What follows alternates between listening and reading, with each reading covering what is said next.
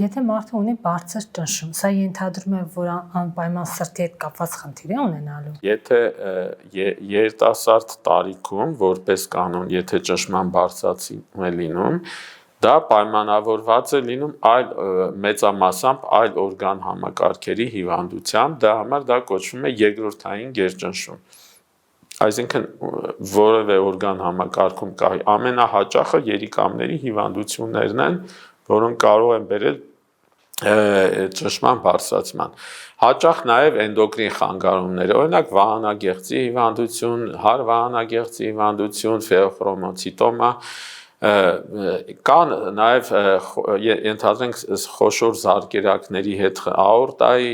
արատներ կարող են լինել, այլ զարկերակների հիվանդություններ, որոնց պատճառով առաջացած ճնշումը երկրորդային գերճնշում է կոչվում։ Այսինքն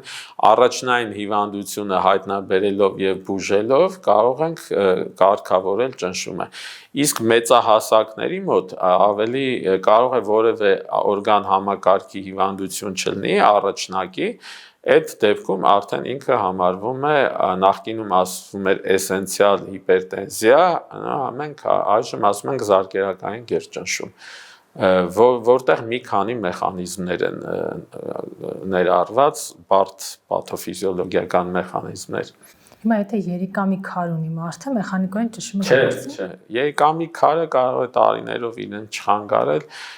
եթե այդ երիկամի քարը հաճախակի գնա խցանի երիկամի միզածորանը եւ արդյունքում վնասվի